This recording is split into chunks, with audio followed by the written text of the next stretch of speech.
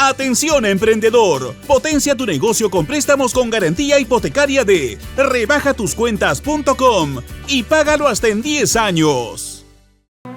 Recesión técnica, así lo advertía la agencia especializada en datos económicos Bloomberg recientemente en un artículo para El Perú. ¿Qué está pasando? ¿Cuáles son los riesgos? ¿Qué significa recesión técnica? ¿Qué implica una recesión que se viene para la economía peruana en los próximos meses? Estamos con Hugo Perea, ex viceministro de Economía, economista jefe del BBVA Research, para aclarar estas dudas. ¿Cómo estás, Hugo? Buenas noches. Muy bien, Omar, muchas gracias. A ver, Hugo, en principio, ¿no? Tratar de explicar primero los conceptos que son muy importantes. Recesión técnica. ¿El Perú se encuentra o está entrando en una recesión técnica? Bueno, recesión técnica hace referencia a una contracción consecutiva de 2 trimestres de la economía, ¿no? Desde ese punto de vista, es más un término que usa mucho la prensa financiera, pero no tiene mucho contenido económico. Cuando uno habla de recesión económica, como lo definen en otras esferas, como por ejemplo el NBER, que es una entidad de investigación allá en Estados Unidos, que precisamente fecha las recesiones o expansiones, los ciclos económicos allá en la primera economía del mundo, recesión tiene que ver más con una caída significativa de la economía, extendida a través de diversos sectores y otros indicadores de actividad y empleo y gasto, y además de que no sea de corta duración, ¿no? Entonces lo que hemos visto, según el dato desestacionalizado, que es con el que se mide este indicador de PBI, para indicar si se está contrayendo 2 trimestres consecutivos, en el último trimestre hubo una caída de de 0.1, en el primer trimestre de 1.4, contracción de 1.4, pero estamos estimando, por ejemplo, que si en junio la economía creció 0%, el indicador desestacionalizado del segundo trimestre será positivo. Es decir, entonces, para ponerlo en términos a ver, de tendencia más gráficos, es decir, sí, la economía ha venido cayendo de manera significativa, viene un proceso de desaceleración, pero ¿ya estamos empezando a dar la vuelta, a recuperarnos, a subir o no? A ver, lo que sí es cierto es que hay un entorno de claro enfriamiento de la actividad económica, del empleo en general. Eso está bastante claro. Tener una contracción interanual mayo contra mayo del año pasado de menos 1,4 muestra esa situación. En el primer trimestre de este año, comparado con similar trimestre del año anterior, la economía se contrajo 0,4. Pero no es una caída, digamos, significativa, claro. es lo que quiero decir. No se puede hablar con una caída de 0,4, no se puede hablar de una recesión como tal. Quizá haciendo un poco de memoria a los que nos están viendo en este momento, recesiones las de Alan 1. O si quieres, la más reciente que hemos tenido fue la COVID por ejemplo, ¿no? Una contracción severa de la economía, y qué duda cabe, estábamos en una recesión. Porque implicaría también destrucción de millones de puestos de trabajo. Exactamente. En COVID fue como 6 millones que se perdieron. Exactamente, significa eso, ¿no? Un deterioro de la actividad económica en general y contracción del empleo. Hay sectores, pocos en realidad en los primeros 5 meses del año, que están teniendo una evolución aceptable. Por ejemplo, minería metálica. ¿No? Está recuperando por el efecto de Quellaveco, por supuesto. Está creciendo en los primeros 5 meses del año comparado con similar periodo del año anterior, poco más del 10%, casi 11%. Electricidad y agua también está en crecimiento. Comercio está en crecimiento de 3.2%, 3% aproximadamente. Entonces todavía hay sectores que nos permiten decir que hay una desaceleración significativa y generalizada de la economía. Es cierto, hay un entorno de enfriamiento, posiblemente la economía, según el consenso de economistas, crecerá este año alrededor del 1%. Eso es un nivel muy bajo para una economía que enfrenta muchas carencias, falta de empleo de calidad, entre otras cosas, ¿no? A ver, 1% pues es un resultado, entiendo, Hugo, que, a ver, efectivamente, partamos por esto. No estamos en el desastre que implica una recesión económica y ya lo has explicado muy bien. Pero la cosa está mal. 1% es mediocre, ¿no? Totalmente. A ver, nuestra previsión, la que publicamos en junio, es 1,6. Veníamos con un sesgo a la baja porque preveíamos que algunos de los choques que han afectado a la economía podrían tener alguna incidencia mayor. Y eso está ocurriendo, lamentablemente. Entonces, en general, todo el consenso de economistas están moviendo sus previsiones a la baja. Por eso te decía, está alrededor del 1%.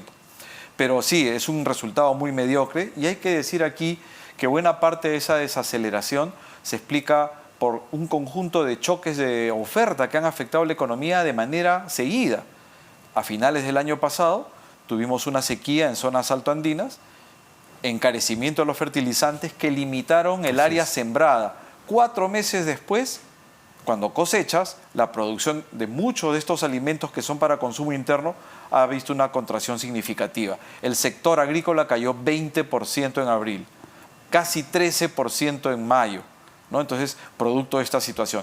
En marzo tuvimos Yaku, que afectó las actividades, el normal descendimiento de actividades en el norte del país, y ahora estamos enfrentando el Niño costero, que ya tuvo un impacto significativo, la cancelación de la primera campaña de extracción de anchoveta. Entonces son choques de oferta no menores, ¿no? Y entonces ahí, por supuesto, las autoridades han reaccionado, pero mi impresión es que solo van a poder contener un deterioro mayor. Porque siempre que ha habido niño en el Perú, esta anomalía, siempre hemos tenido un desempeño económico muy complicado. Entonces, lo que aspira, digamos, las acciones, las políticas que se han implementado, desde mi punto de vista, es a contener un deterioro mayor. No vamos a regresar con esas políticas este año a crecer 5% o algo por el estilo. Sin embargo, las políticas que se han implementado, porque a ver, lo de Yaku y la advertencia de un fenómeno del Niño que nos golpearía sobre todo muy fuerte hacia fines de 2023, principios del 2024, ya se conocen y se conocían. Se han implementado los famosos Compunche Perú con miles de millones de soles. ¿Han dado resultados? ¿Están dando resultados? ¿Realmente se están ejecutando más allá del anuncio de miles de millones de soles?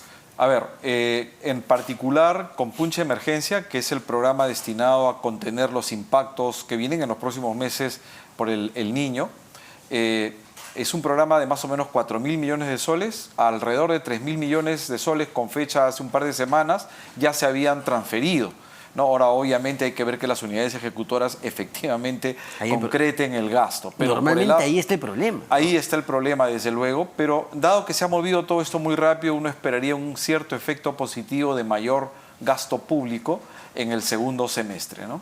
Y a ver, otro factor importante, y no sé cómo venga, la confianza, tanto confianza empresarial como confianza de los consumidores.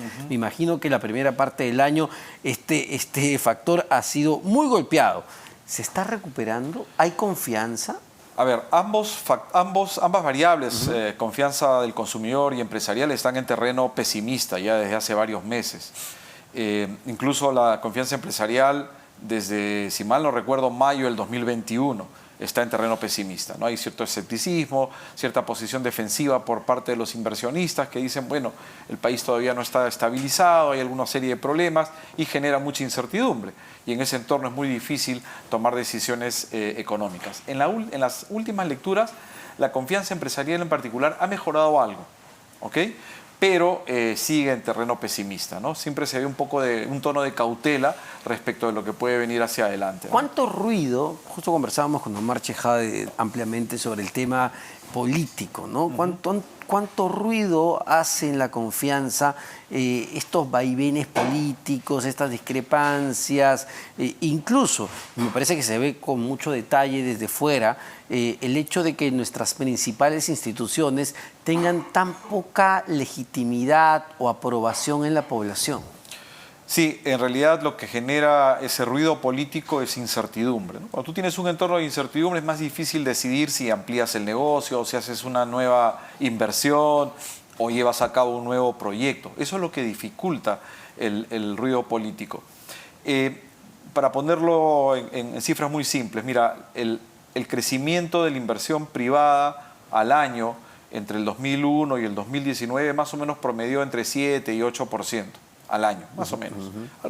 Algunos años más arriba, otros años más abajo, pero más o menos ese fue el promedio, 7-8%. Hoy en día las perspectivas de inversión privada para este año son negativas, para el próximo año son muy modestas, no más del 2%. Entonces imagínate si pudiéramos recuperar esos niveles de inversión privada promedio que vimos en los 20 años anteriores a la pandemia. Estamos hablando de números de 7-8% al año y ahora las perspectivas son 2%, 2,5%. Entonces, esa diferencia de lo que crecía antes la inversión privada y las perspectivas que se tienen ahora debe estar reflejando esa desconfianza que existe actualmente. Y la coyuntura afuera, ¿cómo está? Porque uno diría, bueno, quizás los vientos que vengan de fuera soplen positivamente para el Perú, no sé, como el cobre quizá venga subiendo. ¿Cómo estamos? ¿Cómo está el entorno externo? A ver, en lo positivo es que ya la inflación a nivel global está cediendo y algunos esperan que ya las políticas monetarias no se ajusten más. ¿Por qué nos interesa que la política monetaria en Estados Unidos no se ajuste más? Porque eso define el costo de financiación en el exterior. Si una empresa local quiere financiarse en el exterior, enfrentará tasas más altas. Lo ideal es que eso no ocurra. Además, tasas de interés más altas podrían hacer que la economía norteamericana entre en una recesión. Entonces, un gran demandante de nuestros productos tendrá una economía con baja demanda, ¿no? Entonces, lo que se está esperando es que en el segundo semestre o en los próximos trimestres Estados Unidos se enfrente a una recesión, pero relativamente moderada, de salida rápida. No será la recesión que vimos, por ejemplo, en el 2008-2009, que se demoró bastante tiempo para recuperar, ¿no? No vimos una recuperación franca de inmediato. Esta será una recesión cíclica, producto del ajuste de la elevación de tasas de interés, pero finalmente la economía norteamericana saldrá adelante. Entonces el entorno es retador. Tasas de interés todavía altas en el exterior, desaceleración económica de Estados Unidos y, no menos importante, China. China está enfrentando una serie de problemas, sí. Su economía se está ralentizando, muchos están dudando de que el objetivo de crecimiento del 5% anunciado por las autoridades allá se pueda cumplir. Complejo, complejo tanto el panorama externo como el panorama Pero tenemos local. Fortalezas y eso es importante, ¿no? Para capear el temporal. Esos pilares que esperemos se mantengan todavía. Muchísimas gracias, Hugo. Hugo Perea, ex viceministro de Economía, economista jefe del BBVA.